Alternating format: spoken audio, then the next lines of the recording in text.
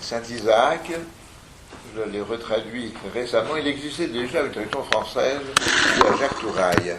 Mais cette traduction n'était pas très facile à lire. Cela vient parce qu'elle est souvent un peu trop littérale. Il y a aussi quelques passages qui n'avaient pas été très bien compris. Et puis, un peu trop littéral, ce qui fait que le sens ne ressort pas toujours. Par exemple, un simple exemple, parmi les signes d'humilité, dans la traduction de Jacques Touraille, on lit « considérer les choses d'en bas ». Bon, qu'est-ce que c'est que considérer les choses d'en bas? En réalité, c'est une traduction exacte. Mais ça peut avoir un autre sens en grec et en syriaque, c'est tout simplement avoir les yeux baissés. Oui, considérer les choses d'en bas, ça c'est avoir les yeux baissés, et c'est ça que le texte veut dire. Donc pour le traduire, il faut un effort de compréhension pour exactement la pensée et ne pas se tenir à la littéralité des mots. Mais c'est un texte très important que cet ouvrage Saint-Isaac. Et actuellement, et on peut dire que depuis 30 ou 50 ans, Homo Athos en particulier, il est devenu vraiment le guide spirituel des moines, en Homo Athos et en Grèce. Et je crois que ça vaut dans d'autres régions de l'orthodoxie. Il est plus lu certainement que la Philokalie elle-même dans son ensemble, qui est lu aussi, mais on peut dire que pour tous les grands Gerondas de ces derniers 50 ans, depuis Saint-Joseph, Père Joseph Lésicaste, je dis Saint-Joseph Lésicaste parce que à Chypre, il est déjà pratiquement vénéré comme ça. Il y a déjà une chapelle dédiée à Saint-Joseph Lésicaste. J'ai pu aller. Et à Chypre, on voit le portrait de Père Joseph Lésicaste dans beaucoup de maisons orthodoxes ferventes. Et oui, tous les grands spirituels de l'Athos l'ont eu vraiment comme livre de chevet et ont recommandé beaucoup de la lecture. Alors évidemment, c'est un ouvrage qui est écrit pour des moines et même pour des ermites. Des moines qui vivaient une vie de strict érémitisme. À l'époque de Saint-Isaac, c'était des moines qui vivaient dans une relative indépendance. Il y avait des groupements d'ermites comme ça, mais peu organisés, mais avec une vie vraiment de réclusion très, très, très stricte. Et il semble bien qu'ils étaient ravitaillés par les paysans des environs, par des disciples fidèles. Un peu plus tard, la vie monastique s'est organisée davantage en Syrie, sous une forme souvent érémitique, et là vous avez un très beau texte sur ce qu'est c'est plutôt l'Empire perse, enfin pour Saint-Isaac. Vous avez un très beau texte à cet égard.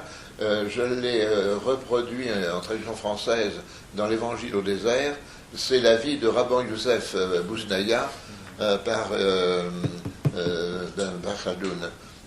Très très belle, et alors qu'il montre cette vie déjà beaucoup plus organisée du monachisme, mais tout à fait dans la ligne de Saint-Isaac, la même spiritualité. Donc Saint-Isaac vivait au 7e siècle. Il est né probablement vers 613. Il est né au Qatar. Vous savez que le Qatar est une presqu'île là, près des Émirats arabes unis, en Arabie. Mais il est certainement devenu moine assez jeune. Le monachisme était florissant dans ces régions. Toute cette région était christianisée. L'Empire perse n'a jamais été un empire chrétien, mais la population chrétienne était très nombreuse dans cet empire. Et il y avait dans cette région même pas mal de moines, et Saint-Isaac a dû, jeune, entrer dans un monastère, plus ou moins cénobitique.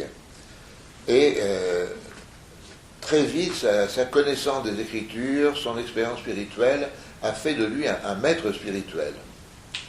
En 649, un schisme a séparé les évêques du Qatar et de la Perse orientale du chef de cette église de l'Empire perse, qui était le catholicos. On donne le titre de catholicos au patriarche des grandes églises qui étaient en dehors de l'Empire byzantin. C'était le cas aussi pour la Géorgie, pour d'autres régions qui étaient hors de l'Empire. D'autre part, c'est le site Ctésiphon, donc la capitale et la métropole ecclésiastique de l'Empire perse, était passée sous la domination arabe en 637. Et le Qatar sera conquis vers 650. Donc Saint Isaac se trouve juste au moment de cette émergence de l'islam, de la conquête à la fois de l'Empire perse et d'une partie de l'Empire romain par les Arabes. En 676, le schisme a été résorbé, le catholicos de Séleucique de Xiphon est allé en visite au Qatar, et il en a probablement à ce moment-là ramené Saint Isaac, qui était un moine de grande réputation, pour en faire un évêque de Ninive.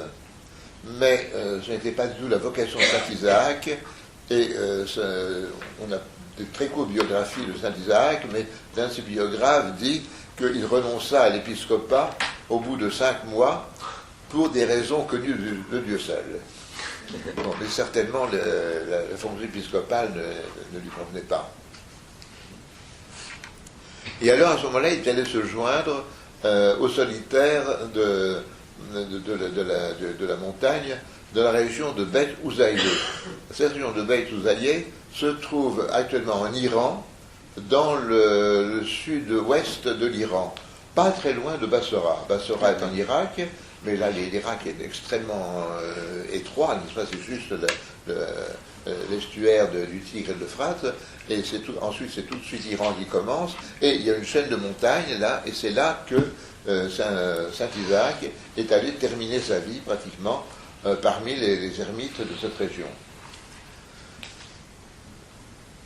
Ces biographes nous disent que sa grande ascèse et son assiduité à la lecture et à l'étude lui ont fait perdre la vue. Il est devenu aveugle, mais les autres moines s'appliquaient à écrire ses enseignements qu'il ne pouvait plus rédiger lui-même.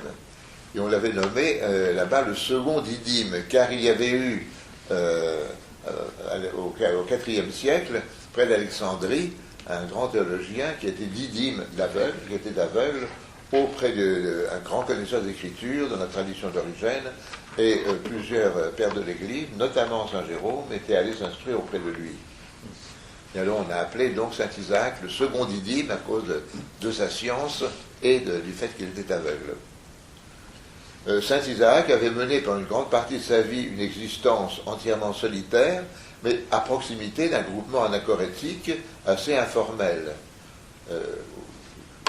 où on venait écouter ses enseignements, où il y avait certainement des enfants spirituels nombreux.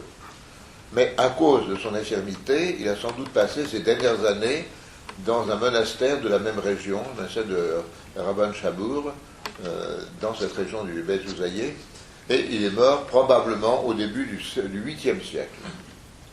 Donc son existence couvre une grande partie du 7e siècle. À cette époque, l'ère géographique de l'Église de Perse correspondait à l'ensemble de l'Empire sassanide, c'est-à-dire, pour utiliser les dominations actuelles, une région qui couvrait la côte nord-est de la péninsule arabique, avec toute la région des Émirats arabes, justement, l'Irak, la totalité de l'Irak, le sud-est de la Turquie et un petit morceau de la Syrie actuelle, l'Iran, l'Afghanistan, le Pakistan, une partie du Turkestan. Et elle a eu des prolongements jusqu'au Tibet, jusqu'en Chine, puisqu'il y avait des évêques de cette église, à un certain moment, auprès de la cour de l'empereur de Chine. On a retrouvé en Chine une stèle en chinois avec tout le symbole du lycée Constantinople écrit en chinois. Oui, oui. Et en même temps, cette église a aussi contribué à l'évangélisation du sud de l'Inde, qui avait probablement déjà été évangélisé par l'apôtre saint Thomas, mais où un lien profond avec la tradition de cette église s'est créé. La langue de cette église était le syriaque. Le syriaque est une forme dérivée de l'araméen, la langue qu'on parlait du temps du Christ en Palestine. Donc l'Empire perse n'a jamais été un empire chrétien. La religion officielle était le mazdéisme, la religion des mages, n'est-ce pas? Et l'Empire perse a même été un empire souvent persécuteur. Il y a eu des persécutions extrêmement, parmi les plus dures, les plus cruelles en Perse. Il y a beaucoup de martyrs de l'église de Perse.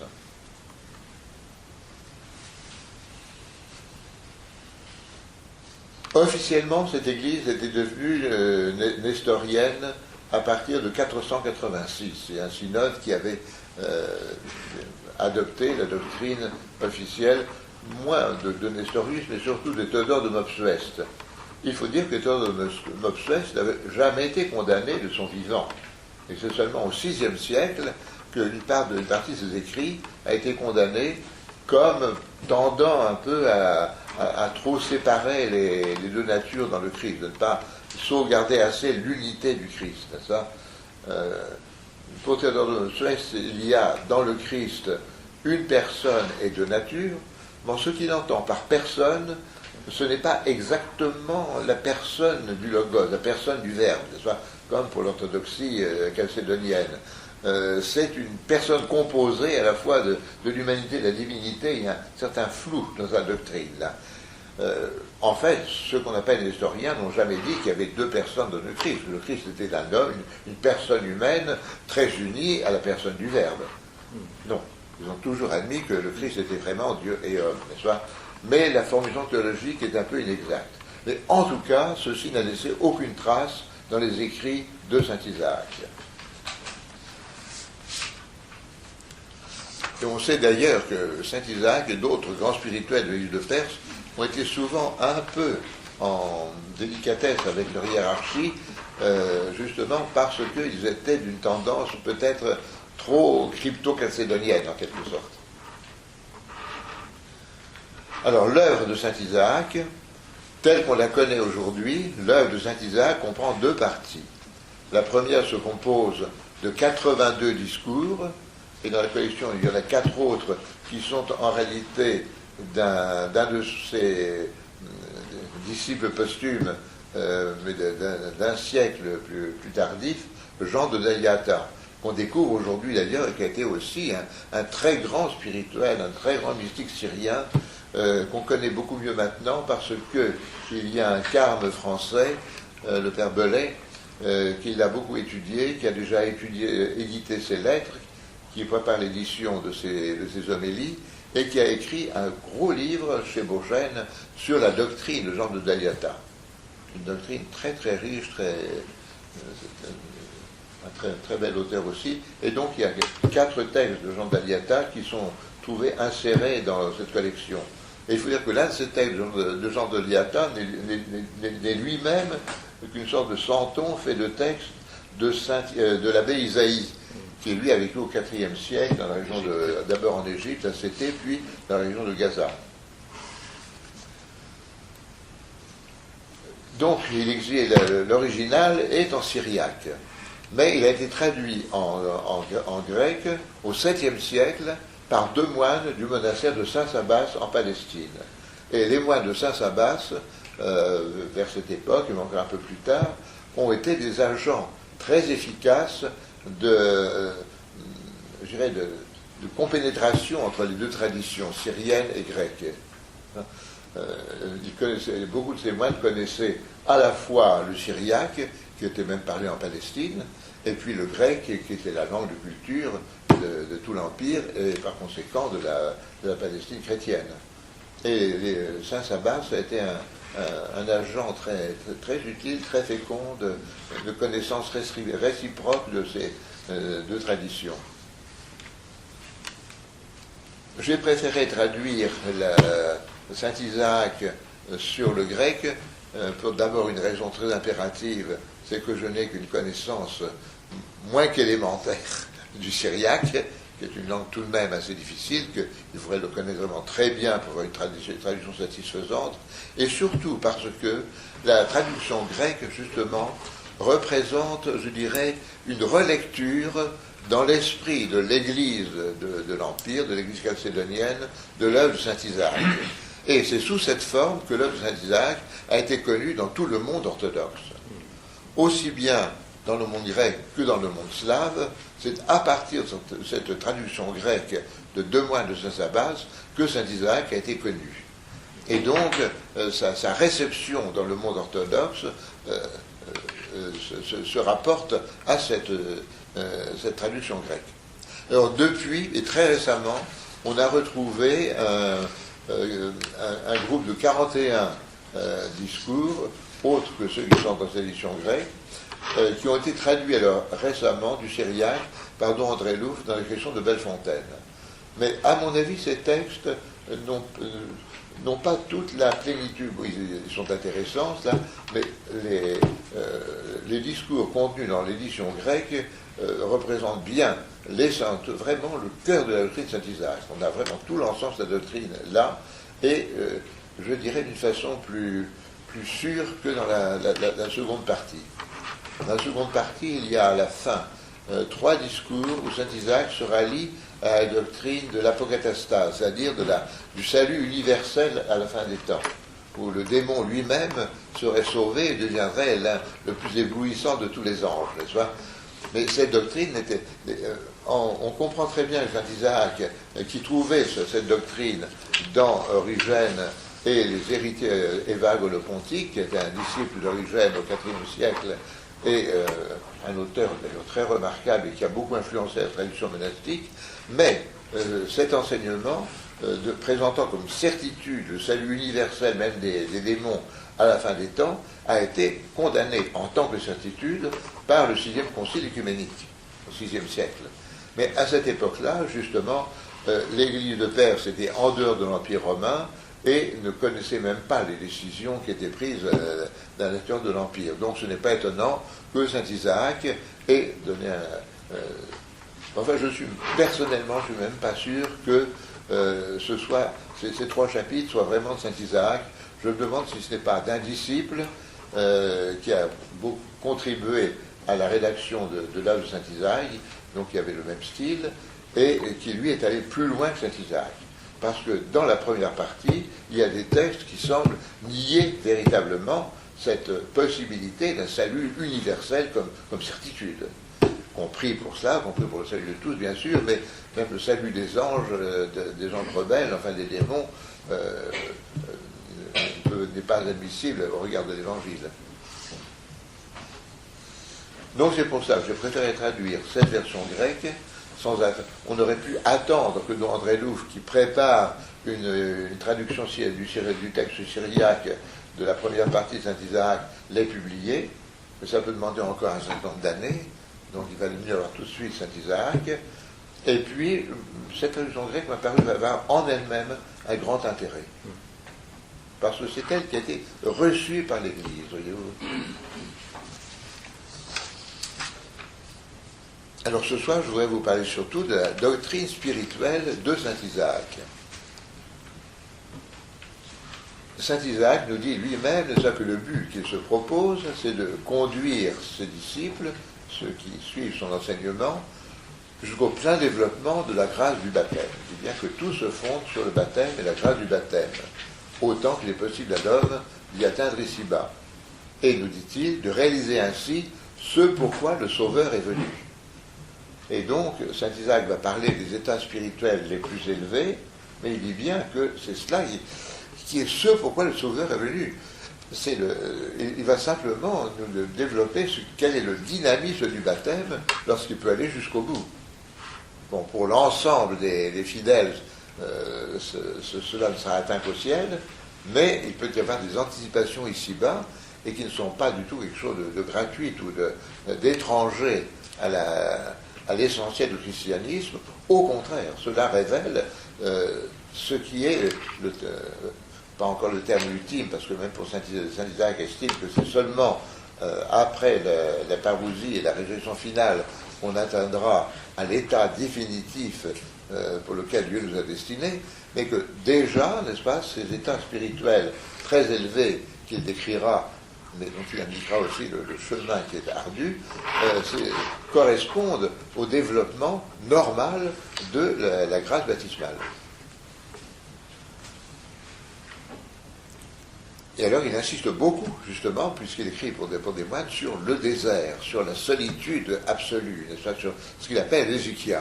L'hésychia, pour les pères de cette époque, ce n'est pas seulement la paix, le calme intérieur, le calme des pensées, mais c'est aussi la solitude rigoureuse de l'ermite qui permet d'accéder à cette paix intérieure, à ce calme des pensées et à cette vie de prière continuelle. Il écrit par exemple: « Personne ne peut s'approcher de Dieu sinon celui qui s'est séparé du monde.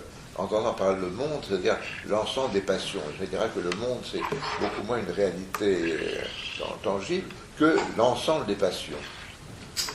Par séparation, je n'entends pas la sortie du corps, mais l'abandon des occupations du monde, enfin de tout ce qui nous plonge dans le monde avec ses passions. La vertu consiste en ce que l'homme, dans sa pensée, sait de s'occuper du monde. Le cœur ne peut s'établir dans la sérénité, ni être vide d'images, tant que les sens exercent leur activité. Ni les passions corporelles ne peuvent disparaître, ni les pensées mauvaises cesser sans le désert. Donc, si on veut aller aussi loin que possible ici-bas dans le développement de la grâce du baptême, le désert, la vie ermitique est nécessaire. Mais cela ne signifie pas, bien sûr, que seuls peuvent être sauvés ceux qui atteignent à ces sommets. Et Isaac savait allier les extrêmes avec un discernement souverain, et il reconnaît l'existence d'une voie moins exigeante. Il dit « Certes, la majorité des hommes ne parviendra jamais à une telle innocence. Nous espérons toutefois qu'en raison de leurs bonnes actions, une place leur est réservée dans le royaume des cieux. » Ceci dans son discours 19. Et un peu plus loin, dans son discours 23, « Je ne dis pas cela pour briser l'espérance, comme si celui qui n'est pas parvenu à l'extrême pointe de la perfection ne pouvait obtenir la grâce de Dieu ni recevoir sa consolation. En vérité, lorsqu'un homme a rejeté tout mal, lorsqu'il s'en est parfaitement éloigné et qu'il est accouru vers le bien, il éprouve vite le secours de Dieu. Et s'il combat un peu, il trouvera la consolation dans son âme, il obtiendra le pardon des fautes, il sera digne de la grâce, et il recevra nombre de biens. Cependant, un tel homme demeure en dessous de la perfection de celui qui s'est séparé du monde, qui a trouvé dans son âme le mystère de la béatitude à venir, et qui a obtenu cette chose pour laquelle est venu le Christ. Et cet enseignement restera commun dans l'Église, n'est-ce pas, et même dans l'Église latine, il y a encore un texte du pape Léon, ce que je cite, qui dit à peu près la même chose au Saint Isaac, disant que la plus belle des vocations, c'est celle de l'ermite, il écrivait pour les Chartreux, et que donc il faut lui reconnaître toute sa valeur, mais il y a bien sûr il y a différentes maisons, différentes demeures dans la maison du Père. Il n'en reste pas moins que l'enseignement de saint Isaac, dans son ensemble, s'adresse à des hommes qui, avec l'aide de la grâce divine, ont résolu de s'engager de tout leur être dans la voie la plus parfaite. Même si nombre de ces conseils sont profitables alors à tout chrétien. Et c'est pour cela que donc, les écrits de saint Isaac sont d'avant tout destinés à des ermites. Donc tout n'est pas praticable, applicable au pied de la lettre. Ce serait dans l'illusion. Saint Isaac serait le premier à dénoncer cette illusion. Mais les transpositions, il faut le lire avec humilité, avec discernement, et à ce moment-là, on peut trouver à chaque page des conseils utiles pour tous. Il faut savoir les transposer, mais il ne faut pas non plus, si on est laïque, si on vit dans le monde, surtout si on est marié, si on a une profession, vouloir vivre comme un ermite. Dans les premières années où nous étions à Montgeron, on a connu un drame comme ça, parce qu'il y avait un jeune couple, et le mari s'était mis dans la tête de faire à peu près tous les soirs une agryphnie, un office avec sa femme, durant jusqu'à minuit et au-delà. Sa pauvre femme ne pouvait pas tenir, s'endormait, et tapait dessus pour la réveiller, donc c'est le diable qui la faisait s'endormir. Et cette ferveur excessive a finalement abouti à un divorce. Ça ne peut pas finir autrement. Et le pauvre était complètement dans l'illusion.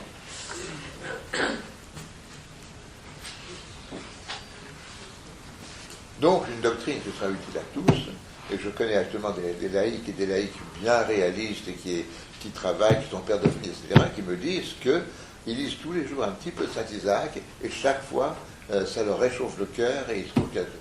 Puis d'autre part, de voir un petit peu à quel sommet, justement, la grâce peut conduire, c'est aussi quelque chose qui est stimulant, qui doit nous réjouir.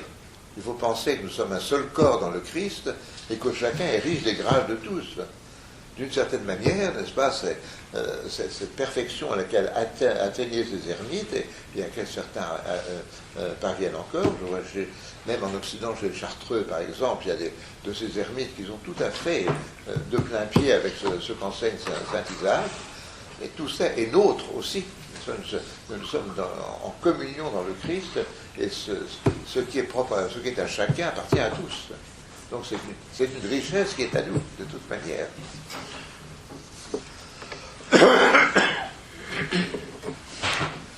Je dirais d'abord que sous-jacente à toute la doctrine spirituelle du saint Isaac, nous trouvons une certaine idée de Dieu qui lui est inspirée à la fois par sa méditation des évangiles et par sa propre expérience intérieure, nourrie de sa rumination des Écritures.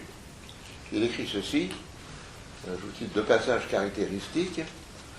De même qu'un grain de sable ne fait pas le poids en face d'une masse d'or, ainsi l'exercice de la stricte justice de Dieu ne fait pas le poids en comparaison de sa miséricorde. Semblable à une poignée de sable tombant dans l'océan, sont les fautes de toute chair en comparaison de la providence et de la miséricorde de Dieu. Semblable à une source qui coule à flot et ne saurait être obstruée par une poignée de sable, la miséricorde du Créateur ne saurait être vaincue par la malice des créatures. Et un peu dans le discours 58, et un peu plus dans un autre discours, le discours 60, soit un héros, quelqu'un qui proclame la bonté de Dieu. Héros à chahuter, n'est-ce pas, donc soit un héros de la bonté de Dieu, car il te conduit, bien que tu en sois indigne, et quoique ta dette à son égard soit immense. Oui, quoique ta dette à son égard soit immense, on ne voit pas qu'il en exige le paiement. Et en échange des petites œuvres que tu as accomplies, il t'accorde de grandes récompenses. N'appelle pas Dieu juste, car sa justice n'apparaît pas dans les choses qui te concernent. Et si David l'appelle dans le psaume 24 juste et droit, son fils, qui est le fils de David et fils de Dieu, le Christ, nous a révélé qu'il est bon et rempli de douce bonté. Il est bon, dit-il, pour les méchants et les impies. Dans Luc 6, 35. Et comment appelles-tu Dieu juste, alors que tu as devant toi le chapitre de l'Évangile qui parle du salaire des ouvriers? Mon ami, je ne te laisse en rien, il me plaît de donner à ce dernier venu autant qu'à toi, faut-il que ton œil soit mauvais parce que je suis bon. Dans Matthieu 20, 13, 15. Un homme peut-il encore appeler Dieu juste, alors qu'il a sous les yeux le passage de l'Évangile sur l'enfant prodigue qui avait dissipé son bien dans la débauche? Seulement à cause de la componction qu'il manifestait, son père courut à sa rencontre, se jeta à son cou et lui donna autorité sur tous ses biens. Luc 15, 11, 24. Si un autre nous avait dit cela à son sujet, nous aurions pu le mettre en doute. Mais c'est son propre fils qui lui a rendu de lui, du Père Céleste, ce témoignage. Où est donc la justice de Dieu, puisqu'à l'heure que nous étions pécheurs, le Christ est mort pour nous? S'il est ici miséricordieux, dans le fait qu'il est mort, que le Christ est mort pour nous, nous pouvons croire qu'il ne changera pas. Loin de nous la pensée blasphématoire que Dieu ne serait pas miséricordieux. Ce qui est propre à Dieu ne peut changer, comme c'est le cas pour les mortels. Dieu ne peut acquérir quelque chose qu'il ne posséderait pas, ni perdre ce qu'il possède, ni ajouter quelque chose, ni y ajouter quelque chose, comme les créatures. Mais ce que Dieu possède depuis le commencement, il le possède à jamais, à savoir sa miséricorde. Cependant, nulle part, comme je vous disais dans les textes traduits en grec, cette certitude de l'infinie miséricorde divine ne conduit Isaac à remettre en question l'existence de l'éternité possible de l'enfer. Mais il n'hésite pas à écrire « Quant à moi, je dis aussi que ceux qui sont châtiés dans la géhenne sont flagellés par le fouet de l'amour. Qu'y a-t-il de plus amer et de plus violent que le châtiment de l'amour? Ceux qui sentent qu'ils ont péché contre l'amour subissent un châtiment bien plus grand que les châtiments les plus redoutables. La douleur qu'éprouve le cœur qui a péché contre l'amour est plus déchirante que tout autre tourment. Il est absurde de penser que les pécheurs dans la géhenne sont privés de l'amour de Dieu. Donc, connaissance de Dieu qui est directement inspirée par l'Évangile. D'autre part, l'enseignement spirituel de Saint Isaac présuppose aussi une conception de l'homme qui est en substance celle qu'on trouve chez tous les saints-pères, chez tous les pères de l'Église, mais qui a en même temps chez lui quelques caractères particuliers. Il faut dire que Saint Isaac avait une grande connaissance de toute la tradition patristique, à la fois patristique et monastique. Il connaissait parfaitement Saint Basile, Saint Guardenis, les grands Cappadociens. Il connaissait parfaitement les pères du désert d'Égypte, les apophthegmes, les sentences des pères d'Égypte, particulièrement tous les écrits des Vagres-le-Pontiques. Donc il avait vraiment une connaissance très, très, très large de toute la tradition monastique antérieure, même de langue grecque. Beaucoup de ces textes avaient été traduits en syriaque, et il les lisait certainement en syriaque, mais il est possible que Saint Isaac le Syrien ait connu le grec. Pour moi, c'est une possibilité. Parce que vous savez que l'Empire perse avait tout de même été hellénisé. Tout l'Empire perse a été conquis par Alexandre et avait été assez profondément hellénisé. Et je pense que tous les hommes cultivés de l'Empire perse, beaucoup d'entre eux, devaient connaître les deux langues, à la fois le syriaque et le grec. Alors, pour Saint Isaac, l'homme appelé la communion la plus intime avec Dieu est fait, ou plutôt il est à la fois corps et âme. Et son progrès spirituel mettra en jeu l'un et l'autre de ces éléments. Malgré les attaches sémitiques de sa culture, vous êtes dans la Bible, dans l'Ancien Testament, cette distinction au Coran n'est pas encore très floue, le mot âme a un autre sens que celui qu'on lui a donné ensuite. Mais Isaac admet spontanément cette dualité fondamentale. L'homme est à la fois corps, matière et esprit. Il ne faut pas dire, je crois que l'homme a une âme, mais il est un corps et il est une âme. Il est l'un et l'autre. Et le fait d'être une âme est la partie essentielle quand même de son être.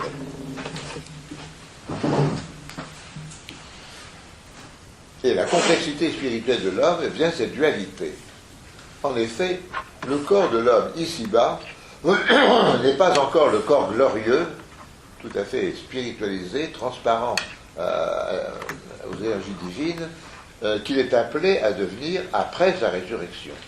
Isaac a de beaux passages sur le corps ressuscité. Le corps, tel qu'il est actuellement, est doté de 5 sens, de diverses fonctions, qui ont chacune leur objet propre. L'obtention de ces objets lui cause un plaisir sensible, et celui-ci, en lui-même, n'a pas de qualification morale, au niveau sensible, n'est-ce pas ? Et il n'est pas mauvais. Le plaisir en lui-même n'est pas mauvais. Mais l'homme, en tant qu'il est, par la partie la plus noble de lui-même, une âme, est fait pour s'unir à Dieu, non pas simplement pour se satisfaire des petits plaisirs que les sens peuvent lui apporter. La caractéristique de l'esprit, de l'âme, enfin, est en effet d'être doté d'une ouverture vers l'infini et d'être ainsi animé d'un désir de bonheur qui ne peut s'assouvir dans la possession d'objets limités et que seule la communion consciente et aimante avec Dieu peut combler. Mais l'homme peut aussi, en quelque sorte, inverser ce désir d'infini et l'investir dans une quête sans fin, croyant chercher le bonheur, l'investir dans une recherche du plaisir sensible et finalement des satisfactions du moi, de l'ego. De toute manière, l'usage des sens corporels incite l'homme à céder à l'attrait du plaisir, au-delà de ce qui est légitime, de ce qui est nécessaire, ou au moins l'entraîne dans un état de distraction qui paralyse son attention au mouvement intérieur qui le porte vers Dieu et les choses de Dieu. C'est en ce sens que le corps et les sens, nos sens physiques, qui en eux-mêmes sont bons puisque créés par Dieu, peuvent causer, comme dit saint Isaac, la maladie de l'âme et l'entraîner au péché.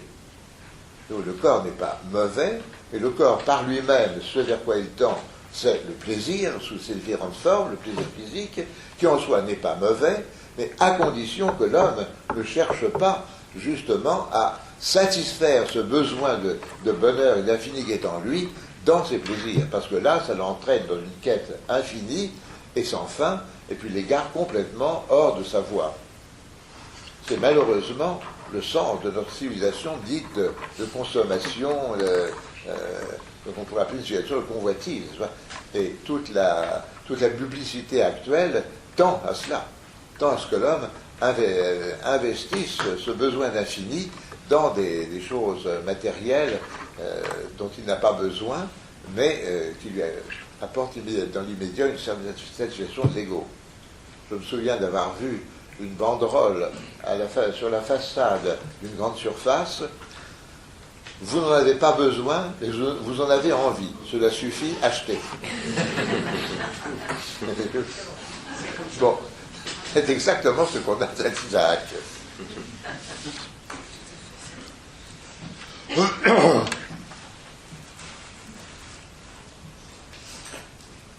Ainsi donc, pour saint Isaac, la nature de l'âme est bonne, et les passions lui sont surajoutées, lui viennent du dehors. Lorsque l'âme est dans son état naturel, tel que Dieu l'a créé, elle tend spontanément vers la vertu et la pureté. Elle possède deux tendances fondamentales, le désir, qui l'enflamme pour Dieu et les choses de Dieu, et le courage ou le zèle, l'agressivité, pourrait-on dire, qui l'anime au combat contre tout ce qui s'oppose à ce désir. Mais lorsque le désir de l'âme, contrariant l'ordre naturel où les sens doivent lui être soumis, s'enflamme pour les choses terrestres et corporelles, et lorsque la colère rend la nature zélée pour accomplir les désirs de la chair, cela constitue une maladie de l'âme, mais qui lui est surajoutée et qui est étrangère à sa propre nature. Et ceci est très, très important, parce que c'est tout le contraire de la psychologie freudienne et qui est souvent un gros cours maintenant, avec pour Freud, les tendances fondamentales de l'homme sont mauvaises.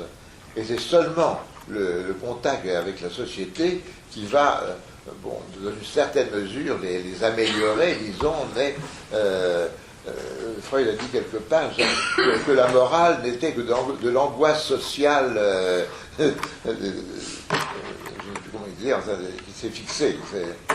Oui. Donc, pour les pères de l'Église, et tous les pères, tous disent les tendances fondamentales de l'homme sont bonnes, n'est-ce pas? Il y a en lui un désir, une faculté de désir qui est un désir fait pour Dieu, et une agressivité, une tendance à la lutte, au courage, qui est fait pour écarter tout ce qui l'empêche de tendre vers Dieu efficacement. Ce sont des forces sur lesquelles il peut compter, que la grâce va renforcer, que la grâce va se greffer pour les transfigurer, les renforcer, mais il y a déjà ce fondement dans la nature humaine. Et ça, saint Isaac y insistera beaucoup. Et les passions sont donc quelque chose qui est étranger à la vraie nature de l'homme, qui se surajoute à sa nature. Parce que les sens, par eux-mêmes, tendent vers le plaisir, mais d'une façon limitée, d'une façon, si on les laissait, si l'âme n'y investissait pas ce désir de bonheur, eh bien, la recherche du plaisir sensible serait modérée, serait limitée, resterait dans les régimes, dans une mesure normale. Saint Isaac dit, par exemple, pour la chasteté, eh bien, si la passion ne s'en mêle pas, si on n'a pas investi dans la recherche du plaisir sexuel ce désir d'infini que nous avons, bon, il y aura des tentations, ça, mais qui seront très modérées et que nous pourrons très librement et simplement combattre et mettre à leur place.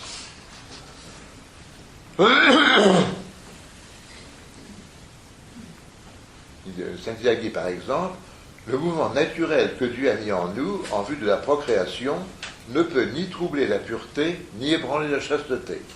Car Dieu n'a pas donné à la nature la capacité d'aller contre son but qu'il a lui-même voulu et qui est bon. De même, lorsqu'un homme est mu par l'agressivité ou le désir, ce ne sont pas ses puissances naturelles qui le forcent à sortir des limites de la nature et à s'écarter de son devoir, mais ce que nous ajoutons à la nature par la malice de notre volonté. Voyez-vous, ce qu'on entend par là, c'est que notre volonté, justement, investit dans ces réalités sensibles, ce qui était un désir de Dieu et qui est un désir d'infini, mais qui est mal orienté. Tant Car toutes les choses que Dieu a faites, il les a faites belles et bien proportionnées. Toutes les choses que Dieu a faites, le corps, l'essence comme l'âme, il les a faites belles et bien proportionnées. Tant que nous gardons correctement la mesure dans les choses qui relèvent de notre nature, les mouvements naturels ne peuvent nous contraindre à sortir de la bonne voie. Le corps n'est mu que d'une façon normale, paisible, qui nous révèle que la passion naturelle est en nous, mais elle ne provoque ni excitation, ni trouble suffisamment violent pour nous fermer le chemin de la chasteté ou pour que l'agressivité enténèbre notre intellect et nous fasse passer de la paix à la colère. Mais si nous nous mettons à convoiter les choses sensibles, ces choses qui suscitent habituellement une agressivité contre nature, comme la nourriture, la boisson, la fréquentation et la vue des femmes pour les hommes, les conversations à leur sujet, qui allument la flamme de la luxure et la font jaillir dans le corps, alors nous changeons notre douceur naturelle en sauvagerie, soit à cause de l'accumulation des humeurs, soit à cause de tout ce que nous voyons. Pour saint Isaac, comme pour l'ensemble des pères de l'Église, le paradoxe de l'esprit humain est que d'une part, il possède un désir naturel de Dieu et du bien, et un zèle naturel qui l'anime au combat spirituel. Et d'autre part, ces tendances naturelles ne peuvent devenir efficaces que si elles reçoivent l'appoint du secours divin, et qu'il faut sans cesse implorer dans la prière. Enfin, il y a en nous, il y a dans l'homme ce désir de Dieu, ça c'est force qui l'aide à tendre vers Dieu et à combattre ceux qui s'y opposent, mais l'homme ne peut pas, par ses propres forces, s'emparer de Dieu, en quelque sorte. Pour que l'homme puisse faire l'expérience de Dieu, eh bien, il faut que Dieu se communique librement à lui. Car Dieu et l'homme sont des êtres libres, justement. Et c'est la communion de deux êtres libres. Et ce n'est pas par un effort purement humain, ce n'est pas par des méthodes purement humaines, par exemple, il dirait à un endroit les méthodes de divination, on pourrait dire des méthodes de méditation, etc., qu'on peut arriver à l'expérience spirituelle. Elles sont le fruit d'un libre don de Dieu, auquel on peut se préparer, et quand on est mûr pour cela, eh bien, normalement, Dieu donne sa grâce, mais l'expérience de Dieu, ça ne dépend pas comme tel de nos propres efforts. Et là, on est aux antipodes, justement, des spiritualités non chrétiennes de l'Extrême-Orient. J'ai connu un homme qui est encore vivant d'ailleurs, et avec qui j'ai toujours gardé des relations d'amitié, que vous connaissez peut-être de nom, Arnaud Desjardins. Arnaud Desjardins est un chrétien d'origine protestante, mais qui a fait de très très longs séjours en Inde, en Afghanistan avant la guerre, qui a bien beaucoup fréquenté aussi les lamas tibétains. Et cela fait qu'il y a en lui une sorte de, je dirais un peu d'indécision entre ces traditions. Et Arnaud me disait un jour, mais comment se fait-il que dans le christianisme, il n'y ait pas des méthodes aussi élaborées, aussi précises qu'en Inde, que dans le bouddhisme, que chez les Tibétains, pour arriver à l'illumination, pour arriver à l'expérience spirituelle. Et de fait, il y a là des méthodes extrêmement exigeantes, extrêmement précises. J'ai connu un maître spirituel bouddhiste, Taizan de Shimaru, qui lui était japonais, et il me disait, mais vous savez, si on veut vraiment pratiquer le zen, eh bien, il faut au moins 3 premières années y consacrer 9 heures par jour, n'est-ce pas ? Oui, et avec une méthode, et ça, extrêmement rigoureuse, extrêmement précise. Mais dans une rencontre entre bouddhistes et chrétiens, nous avons pas très loin du monastère un centre bouddhiste, mais solide et sérieux, qui a organisé parfois des rencontres bouddhistes et chrétiens, et j'ai entendu un lama tibétain dire, voilà, nous vous donnons, n'est-ce pas, un chemin, une méthode, et si vous la pratiquez fidèlement, rigoureusement, je peux vous garantir que infailliblement vous arriverez à l'illumination, vous arriverez au but. Ça. Si vous pratiquez bien la méthode, rigoureusement, elle est infaillible et vous arriverez au but. Bon, ce n'est pas possible dans le christianisme, et c'est pour cela qu'il y a beaucoup plus de liberté, de souplesse dans la tradition spirituelle chrétienne. Parce que bon, notre illumination, ce n'est pas une espèce de fusion dans un absolu indifférencié, n'est-ce pas, dans un absolu impersonnel, au-delà de toutes justement, les limites qui constituent la personne, parce que les bouddhistes n'ont pas notre distinction de personne individu, et c'est important. De ce fait, il n'y a pas la rencontre de Dieu n'est pas au pouvoir de l'homme, mais suppose la liberté humaine, bien sûr, mais aussi la liberté divine. Il y a un libre don de la miséricorde divine et l'importance de la miséricorde de Dieu, justement.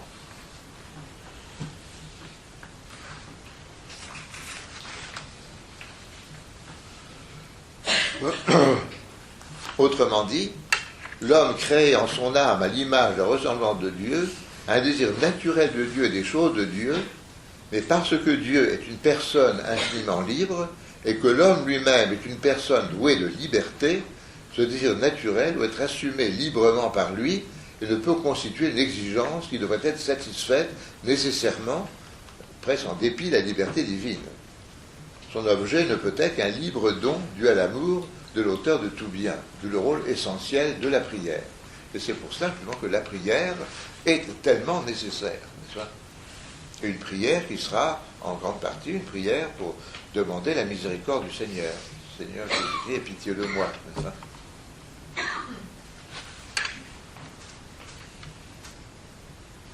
Alors, dès son premier discours, Isaac affirme le rôle fondamental du baptême et de la foi à l'égard du développement de la vie chrétienne.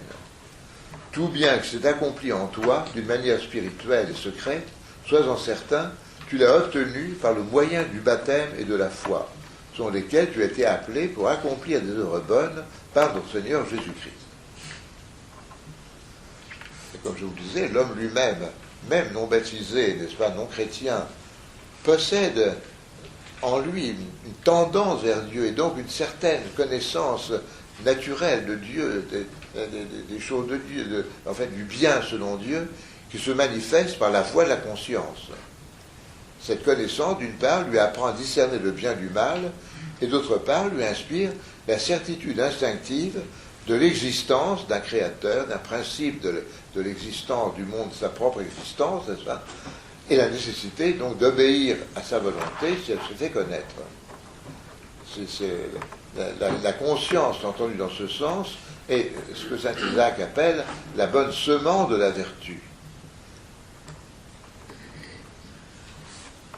Préparée par cette connaissance naturelle, la foi, qui se nourrit de la parole de Dieu, lorsqu'on entend la parole de Dieu, déjà, parole de Dieu contenue dans l'Écriture sainte, qui nous atteint par la prédication, qui est portée par la tradition de l'Église, et elle nous fait connaître alors tout le dessein de Dieu sur sa création, et ce qu'il a daigné nous révéler au sujet de lui-même.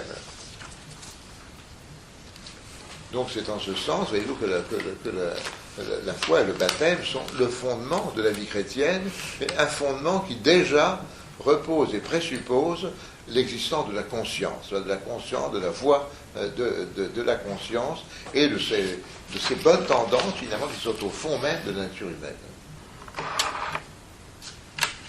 Mais la foi n'est que le degré initial de la connaissance des réalités invisibles.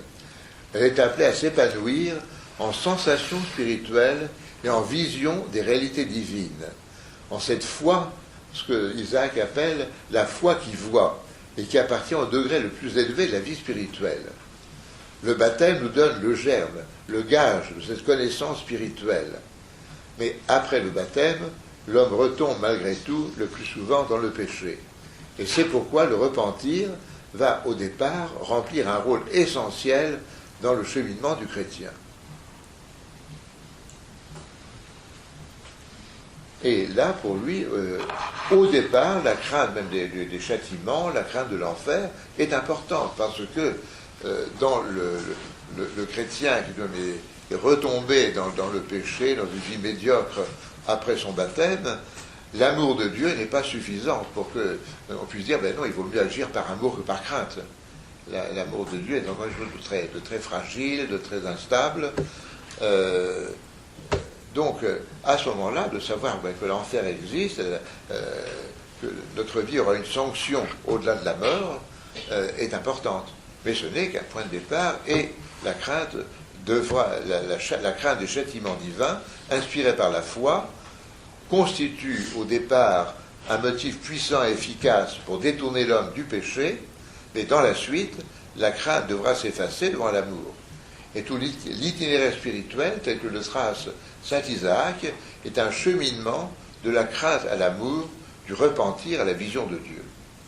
Et alors, saint Isaac trace les différents degrés de la vie spirituelle. Et alors là, il y a une façon de faire qui est propre aux écrivains qui, certaines de ses racines chez Origène, la tradition issue d'Origène, mais qui est tout de même propre aux écrivains syriaques, de langue syriaque. Le premier à avoir tracé cet itinéraire dans ces termes est un certain Jean le Solitaire, qu'on connaît assez peu, de qui on a quelques écrits, qui lui devait vivre, ou Jean d'Apamée, n'est-ce pas mais on ne sait pas exactement, il a probablement vécu 5e siècle, début 5e siècle, mais on n'a pas de certitude absolue à ce sujet. On connaît quelques-uns de ses écrits, mais sa personnalité est un peu floue, on ne la connaît pas très bien. Mais alors, Jean d'Apamée justement, disait que l'homme doit passer, parce qu'il appelait le degré corporel, le degré psychique et le degré spirituel. Degré corporel, et alors, Jean d'Apamée et bon nombre d'écrivains syriaques entendent par là un premier degré de la vie spirituelle où l'homme combat les passions qui sont en lui et surtout parle au moyen de pratiques qui mettent en jeu le corps, comme le jeûne, comme l'ascèse extérieure, puis le degré psychique, c'est le degré de l'âme, n'est-ce pas, où l'essentiel sera le combat spirituel intérieur, la garde des pensées, la garde du cœur, pour repousser les passions. Puis le degré spirituel, c'est le degré alors où l'âme atteint à la contemplation, à une certaine connaissance expérimentale de Dieu. Saint Isaac retient ces 3 degrés, mais ils interprètent de façon un petit peu différente. Pour lui, le degré qu'il appelle corporel, c'est l'état de l'homme qui vit dans l'ignorance pratique de Dieu. De l'homme qui ne cherche pas d'autre but à sa vie que la satisfaction des besoins et des plaisirs de son corps. Dont toute la vie est subordonnée à l'épanouissement corporel, peut-on dire.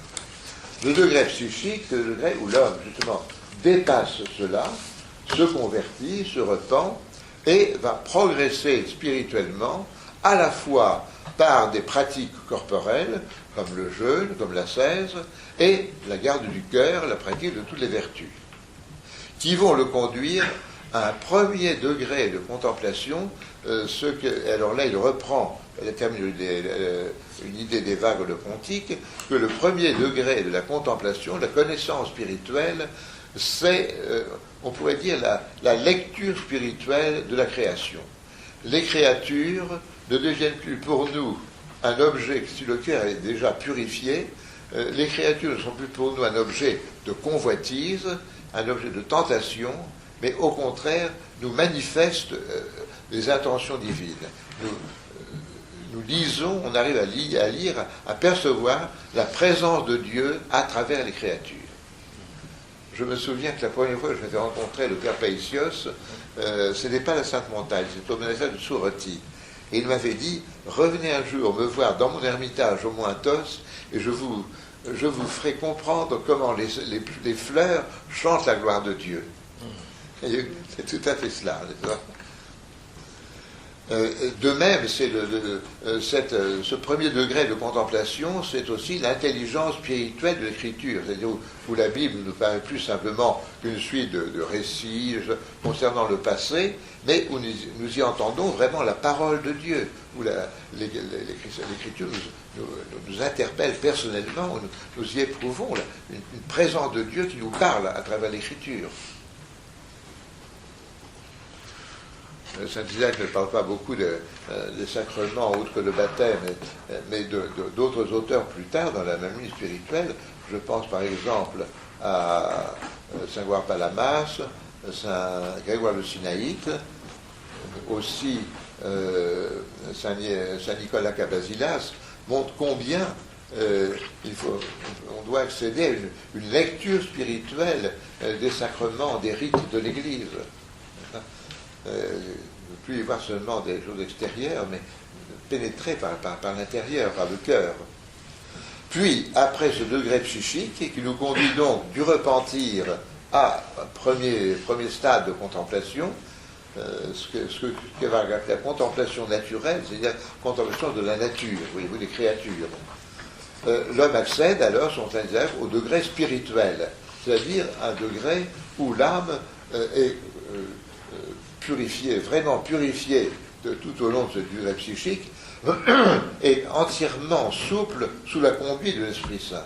Où c'est le Saint-Esprit, on peut dire qu'il prend l'initiative de la vie spirituelle de l'homme, et notamment de sa prière, de sa connaissance, mais une connaissance chaleureuse par le cœur de Dieu. Ça, qui est une véritable communion expérimentée avec Dieu.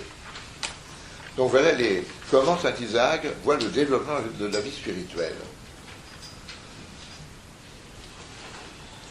Pour ce qui est du premier degré, du degré corporel, il dit que dans ce degré, la connaissance, nous dirions à ce degré, on pourrait appeler ça la science, n'est-ce pas, est sous l'influence de l'amour du corps. Parce que c'est un degré où justement l'homme vit pratiquement sans Dieu, n'est-ce pas, et au total ne cherche que les satisfactions d'ordre corporel, d'une manière ou d'une autre. Il écrit ceci.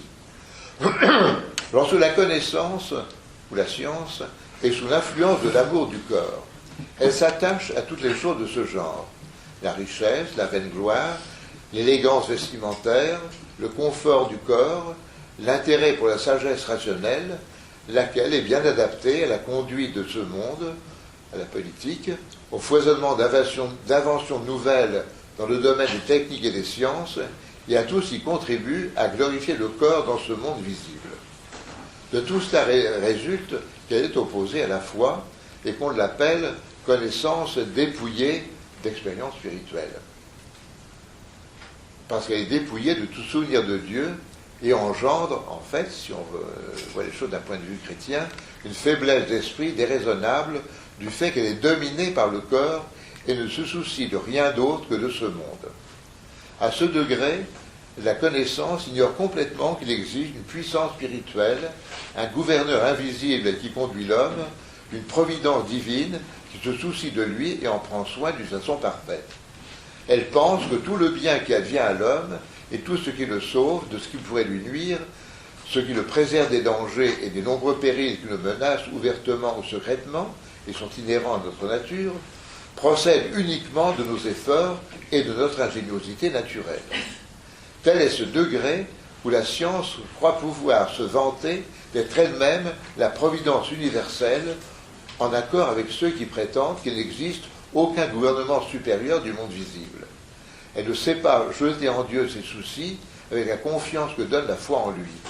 C'est pourquoi elle ne cesse de ruminer les industries, de calculer à propos de tout, et lorsque ces procédés échouent en raison de quelques circonstances et que ne voit pas réussir ses secrets desseins, elle combat les hommes qui lui font obstacle et s'oppose à eux. Et c'est une description étonnante, n'est-ce pas ? On pourrait dire même du scientisme du XIXe siècle et du XXe. Oui. Alors, après l'homme qui veut sortir de ce degré corporel, eh bien, devra avant tout, n'est-ce pas, à la lumière de la foi, se repentir. Et Isaac insiste beaucoup, il n'y a pas d'autre voie que celle du repentir, qui se traduira concrètement par la voie de la croix. Il est impossible que Dieu accorde à celui qui veut s'unir à lui un autre bienfait que de lui donner de porter les épreuves pour la vérité, pour être dans la vérité. L'homme par lui-même ne peut pas se rendre digne d'une chose si grande que de subir l'épreuve pour obtenir ses dons divins et s'en réjouir. Ce ne peut être une grâce venant du Christ. Paul en témoigne, cette chose est si grande qu'il n'hésite pas à l'appeler un charisme, qu'il n'hésite pas à appeler charisme le fait qu'un homme, parce qu'il met son espérance en Dieu, soit prêt à souffrir. Il vous a été donné, dit-il aux Philippiens, ce don, ce charisme, non seulement de croire au Christ, mais encore de souffrir pour lui. Et il va jusqu'à dire, dans son discours 4, c'est à cela qu'on reconnaît que Dieu prend soin d'un homme et lui envoie sans cesse des épreuves. Et vous, parce que l'épreuve est nécessaire justement pour se dégager de ce premier degré. On était ensevelis dans l'amour du corps et on était soucieux que de ce monde. Et il écrit aussi, ce n'est pas l'Esprit de Dieu qui demeure dans ceux qui vivent dans le repos. Ce qu'il appelle le repos, n'est-ce pas, c'est non pas le fait de se reposer un peu quand on est fatigué, légitimement, mais c'est la recherche du confort, la recherche de ne pas s'en faire, de satisfaction corporelle. Donc ce n'est pas l'Esprit de Dieu qui demeure en ceux qui vivent dans le repos, mais l'Esprit du diable. Comme l'a dit l'un des amis de Dieu, je l'affirme, chaque jour je meurs. Saint Paul dans la première Corinthiens, chapitre 15. C'est en cela que les fils de Dieu se distinguent des autres. Il vit dans les afflictions, tandis que le monde se réjouit dans les délices et le repos. Il n'a pas plu à Dieu que ceux qui l'aiment se reposent tant qu'ils sont dans leur corps. Bien plutôt, il a voulu, tant qu'ils sont dans le monde, qu'ils soient dans la tribulation, dans l'accablement, dans les souffrances, dans la pauvreté, dans le dénuement, dans l'isolement, dans le besoin, dans la maladie, qu'ils soient méprisés, frappés, qu'ils aient le cœur brisé, le corps épuisé, etc. Ils pleurent et le monde rit, ils sont dans le deuil et le monde est gai. Ils jeûnent et le monde vit dans les délices. C'est toutes les béatitudes, ça en fait. Bienheureux ceux qui pleurent, oui. Et alors le progrès spirituel va impliquer une triple purification de l'homme. La purification du corps, la purification de l'âme et la purification de l'intellect. La purification du corps et de l'âme correspond au degré psychique. Ce qu'il appelle purification de l'intellect correspond au degré supérieur de la contemplation, de la communion avec Dieu.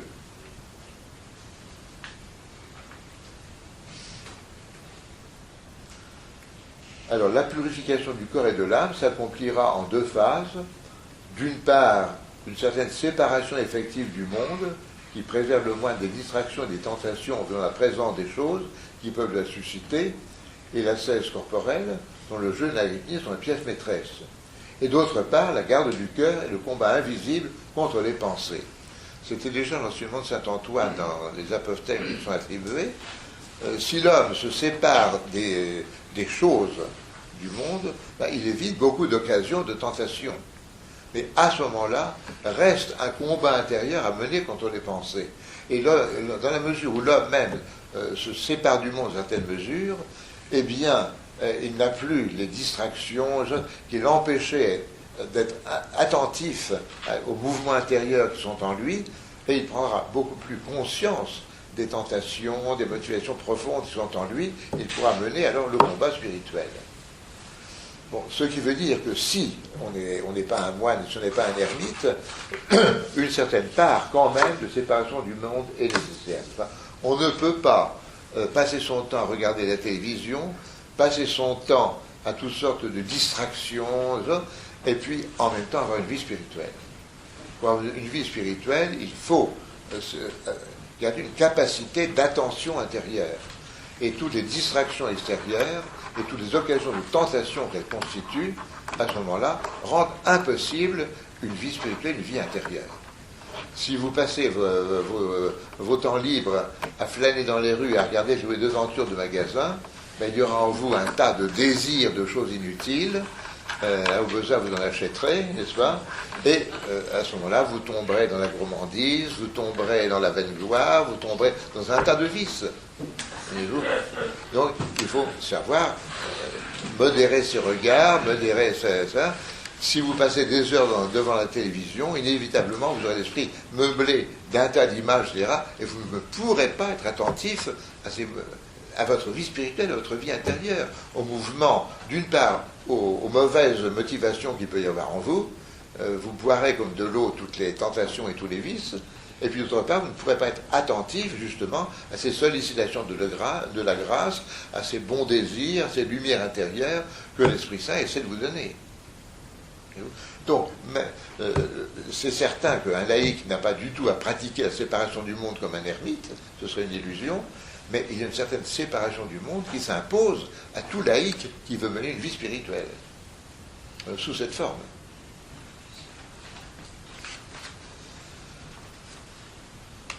Au premier rang des pratiques qui constituent la conduite corporelle, qui fait partie de cette première purification de l'homme, figure le jeûne et ce qu'il appelle l'agrypnie, c'est-à-dire de prendre un peu sur son sommeil, plus ou moins, sur les possibilités pour prier. Il écrit « La sainte voie de Dieu, le fondement de toute vertu, est le jeûne et l'agrypnie, ainsi que la vigilance à ne pas céder à la douceur du sommeil pour pouvoir s'adonner à la prière. » Là encore, un laïc n'a pas à passer des heures la nuit à prier, n'est-ce pas, mais de savoir ne pas faire la grasse matinée, de savoir éviter tout abus de sommeil, et pour un homme, une femme normalement constituée, 7 heures, 7 heures et demie de sommeil sont suffisants, n'est-ce pas? Eh bien, cela permet de dégager un peu de temps pour prier. Mais si vous dormez jusqu'à la dernière minute le matin et que vous avez juste le temps de bondir hors du lit pour faire votre travail, ben vous n'aurez pas le temps de prier, c'est évident. Et si le soir, vous passez le temps à regarder la télévision, vous n'aurez pas le temps non plus de prier. Donc c'est là qu'il y a une certaine part, je dirais, de vie monastique inhérente à toute vie spirituelle, même du laïc, du père de famille, de celui qui a une profession. Il nous dit donc là, alors ici, c'est important du jeûne. Il faut dire que dans l'Église, le jeûne a été instauré, pas du tout spécialement pour les moines, mais pour les laïcs aussi. Le jeûne, enfin des mercredis et vendredis de l'année, a été déjà mentionné par la Didaché, qui est le plus ancien écrit chrétien, qui est peut-être contemporain des derniers épîtres de Saint Paul et des écrits de Saint Jean. Et bon, au plus tard, il doit dater des années 120 à peu près, n'est-ce pas? Et la Didaché déjà mentionne le jeûne du mercredi et du vendredi. Et un peu plus tard, au IIIe siècle, donc bien avant que le monachisme existe, on retrouve ça dans un texte canonique qu'on appelle la doctrine des apôtres, où il est dit que celui qui ne jeûne pas les mercredis et vendredis participe à la trahison de Judas. Il y a la crucifixion du Christ, parce que le mercredi, le jeûne commémore la trahison, enfin, avec une sorte de refusons de trahir le Christ comme Judas. C'est le jour où Judas a trahi le Christ, et le vendredi est le jour de la crucifixion du Christ. Donc on participe par le jeûne de sa crucifixion. Mesuré, proportionné à chacun, mais il est nécessaire. Car, dit-il, le jeûne est le commandement qui a été donné dès le commencement de notre nature pour la garder de goûter le fruit de l'arbre du bien et du mal. Et c'est sur ce point que le chef de notre race, Adam, commit sa faute. C'est pourquoi les athlètes spirituels commencent par où se produisit la première chute, lorsqu'ils entreprennent, pour obtenir la crainte de Dieu, de garder ses commandements. C'est par là aussi que commença le Sauveur, quand il se manifesta au monde dans le Jourdain. Après le baptême, en effet, l'Esprit le conduisit au désert, où il jeûna 40 jours et 40 nuits. Tous ceux qui veulent suivre ses traces doivent commencer par établir leur combat sur ce fondement. Cette arme a été forgée par Dieu, qui pourrait la négliger comme si elle était méprisable. Et si l'auteur de la loi a jeûné, quel observateur de la loi ne devra pas en faire autant? Jusque-là, jusqu'au jeûne du Christ au désert, la race des hommes n'avait pas connu la victoire et le diable n'avait jamais expérimenté de défaite de la part de notre nature. Mais grâce à cette arme, il fut vaincu pour la première fois. Notre Seigneur fut l'initiateur, le premier-né de la victoire. Il obtint la première couronne qui fut placée sur la tête de notre nature. Et maintenant, dès que le diable voit cette arme dans la main d'un homme, aussitôt la crainte s'abat sur cet adversaire tyrannique. Il se souvient de sa première défaite que le Sauveur lui infligea au désert, et sa force est brisée. On cite ceci dans le discours 80-85. Donc au jeûne, il joint les agrypnies, le fait de prendre plus ou moins, en fonction des possibilités, sur son sommeil pour le consacrer à la prière. Et il nous dit, n'est-ce pas, là encore, que Nos pères ont reçu ce haut enseignement concernant la prière comme s'il venait du Christ lui-même. Et ils ont choisi de veiller dans la prière, selon l'ordre de l'apôtre saint Paul, avant tout afin de pouvoir demeurer sans interruption dans la proximité de Dieu et la prière continuelle. La prière qui est offerte au temps de la nuit possède un grand pouvoir, plus que celle qui est offerte durant le jour. C'est pourquoi tous les saints ont eu l'habitude de prier durant la nuit, comme le Christ, et en combattant l'assoupissement du corps et la douceur du sommeil, et en rejetant ainsi leur nature corporelle. Mais à la cesse corporelle, il est nécessaire d'ajouter le combat invisible, le combat contre les pensées. Et ceci est tout à fait classique aussi et rejoint tout l'enseignement notamment de la Philokalie. Quand une pensée mauvaise naît dans le cœur, de la briser contre le Christ par l'invocation Seigneur Jésus-Christ, aie pitié de moi. C'est une forme plus ou moins développée comme on veut. Et la prière, d'une façon générale. La prière sera la grande occupation du chrétien, du moine et du chrétien, sous diverses formes. Et pour saint Isaac, ce sont les psaumes qui sont vraiment comme le moule, n'est-ce pas, de la prière chrétienne, de la prière la plus personnelle du moine. Et justement, il faut s'approprier les psaumes. Quand tu dis les versets des psaumes, ne le fais pas comme un homme qui récite les paroles d'un autre, afin de ne pas avoir l'impression que le pénible labeur de la récitation s'allonge interminablement, et de ne pas passer complètement à côté de la componction et de la joie qu'il recèle. Les versets des psaumes recèlent de la joie. Mais prononce-les comme tes propres paroles, afin de supplier Dieu avec componction et d'en bien discerner le sens, comme un homme qui comprend vraiment ce qu'il dit. C'est quel discours? Comment? C'est quel discours? Alors ceci, c'est...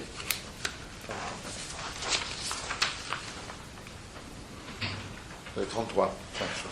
33, 8. Le fruit de toute cette purification de l'âme va être l'éveil des sens spirituels. C'est-à-dire que chez le chrétien moyen qui n'a pas mené ce combat spirituel, les choses spirituelles paraissent toujours comme un peu extérieures. Ce sont des choses qu'on connaît intellectuellement, auxquelles on croit, mais qui n'éveillent pas quelque chose dans le cœur, n'est-ce pas, qu'on ne ressent pas véritablement. Ça reste extérieur. Et à mesure que l'âme se purifie, s'éveille ce que les pères, à la suite, Origène est le premier à développer cet aspect de la vie spirituelle, des sens spirituels. C'est-à-dire que, de même que nos sens corporels, n'est-ce pas, perçoivent les réalités corporelles d'une façon immédiate, pas à travers une idée, pas à travers une connaissance théorique, mais d'une façon expérimentale, d'une façon concrète, directe, eh bien, à mesure que l'âme se purifie, elle va réaliser les choses de Dieu de cette manière. Mais ce sont les choses de Dieu, ce ne sont plus des objets sensibles, mais il y avait en nous une sensibilité spirituelle qui fait que les choses de Dieu, et la doctrine sur Dieu lui-même, éveille un écho dans notre cœur, devient quelque chose de savoureux, quelque chose, oui, en un sens d'expérimental. Voyez-vous? Alors, certains pères disent qu'il y a un sens spirituel qui remplace les 5 sens, d'autres disent il y a aussi un toucher, un goût, une vue, etc. spirituelle. Bon, ce sont des métaphores, bien sûr, mais qui sont vraies également. Ce sont simplement deux manières d'exprimer les choses. Également les larmes dans la prière, sur lesquelles saint Isaac insiste beaucoup.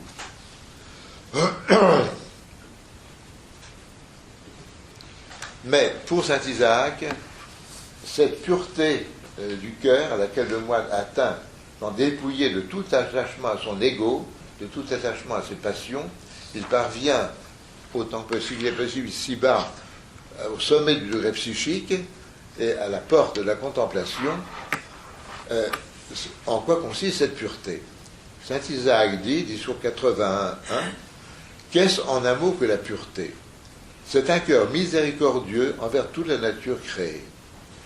Et un petit peu plus loin, dans le même discours, et qu'est-ce qu'un cœur miséricordieux? C'est une flamme qui embrase le cœur pour toute la création, pour les hommes, pour les oiseaux, pour les animaux, pour les démons eux-mêmes et pour tout être créé. Quand l'homme miséricordieux se souvient d'eux, et quand il les voit, ses yeux répandent des larmes à cause de l'abondante et intense miséricorde qui étreint son cœur. À cause de sa grande compassion, son cœur devient humble et ne peut plus supporter d'entendre ou de voir un tort ou la plus petite offense faite à une créature. C'est pourquoi il offre continuellement des prières accompagnées de larmes pour les animaux sans raison, pour les ennemis de la vérité et pour ceux qui lui ont fait du tort, pour qu'ils soient protégés et qu'il leur soit fait miséricorde. Il prie même pour les reptiles à cause de la grande miséricorde qui remplit son cœur au-delà de toute mesure la ressemblance de Dieu. Donc du sur 81, 2. Et un peu plus loin, du sur 85, 29, quel est le signe qu'un homme a atteint la pureté du cœur et quand sait-il que son cœur est parvenu à la pureté? Réponse, lorsqu'il voit tous les hommes comme bons et lorsque aucun ne lui paraît impur et souillé. C'est alors qu'il est véritablement pur de cœur. Comment s'accomplirait autrement la parole de l'apôtre selon laquelle il nous faut, d'un cœur sincère, considérer les autres comme supérieurs à nous-mêmes et si on n'est pas encore arrivé à ce que dit le prophète, l'œil bon ne voit pas le mal. Et alors c'est amusant, Saint-Isaac dit justement que le moine doit garder la cellule, que le moine doit garder la solitude, afin de ne pas voir les fautes des hommes, leurs défauts, et de pouvoir dans son cœur les aimer tous, et tous les estimer bons.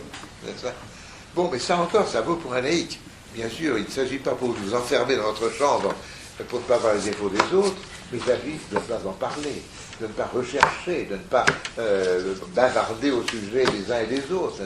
Oui, il faut mettre un voile sur les défauts des autres et voir ce qu'il y a de bon en tous et avoir ce sentiment de miséricorde envers tous.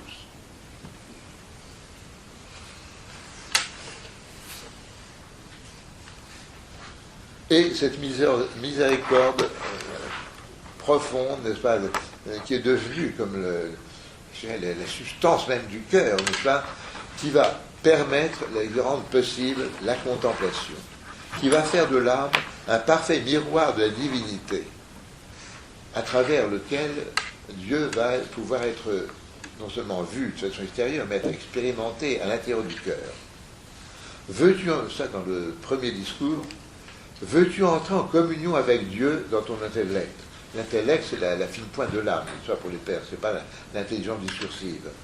Donc, veux-tu entrer en communion avec Dieu dans ton intellect en éprouvant la sensation, le sens spirituel, de ce plaisir spirituel qui n'est pas esclave des sens. Et force-toi d'acquérir la miséricorde, qu'alors qu'elle se trouvera en toi, elle y reproduira l'image de cette sainte beauté dont tu porteras la ressemblance.